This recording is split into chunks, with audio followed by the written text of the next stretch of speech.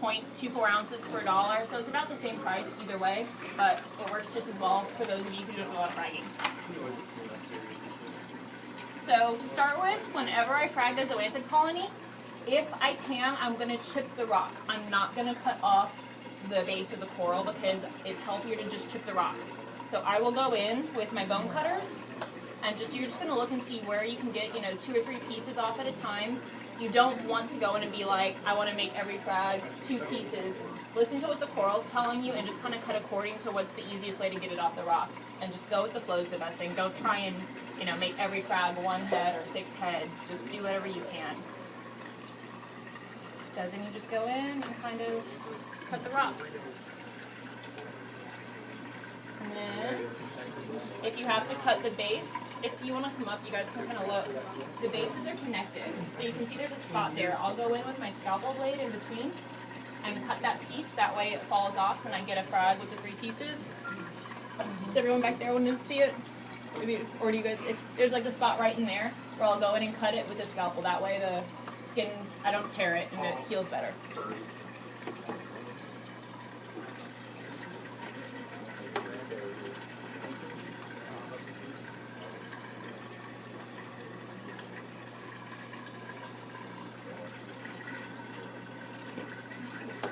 And so there we've got our first frag of 3 polyps. And then we just take a plug. For these, I typically use the regular super glue. It's a little bit more runny, so it glues a little bit better. The extra thick is really good when it comes to like the bird's nest, your euphyllias, your things that are a little bit, that need to stand upright more. And you just place it on there, kind of mush it down a little bit, and you've got a frag. So I dip mine afterwards in salt water. Can you hand me the white bottle? The big white bottle? Thank you. With iodine. The iodine helps them heal a little bit and keeps them from getting any infection on where the cut was made. For home applications, the Kent Lugol's iodine is a really good one, and you'll just put in like 1 dropper full and like a quart of water, and it just gets it nice and healed. So then we just keep going. And if any of you guys, does anyone want to try fragging today to frag off a zoanthid piece? Does anyone want to give it a shot? No?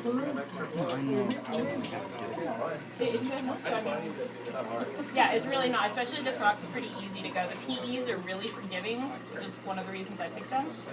But you just snap them and they just fall off, really.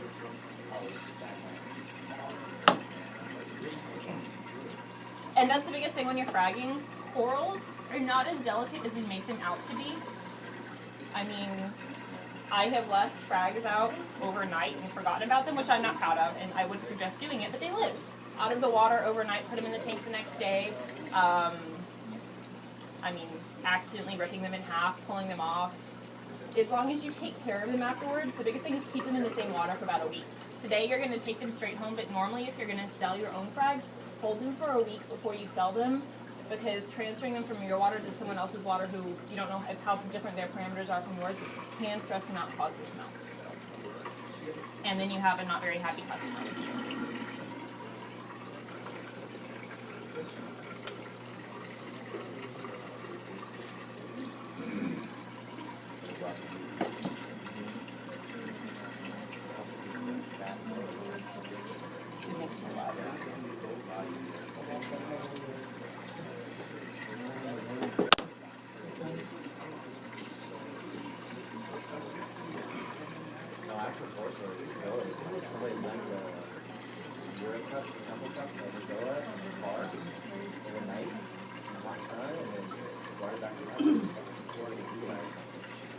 Oh, they're really a lot more forgiving than you think they are.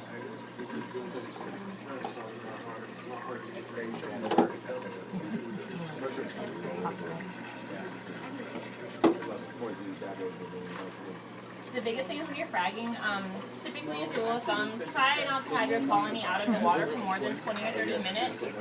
Normally, I have a little squirt bottle here with me that I'll douse it with water about every 5-10 minutes just to keep them wet.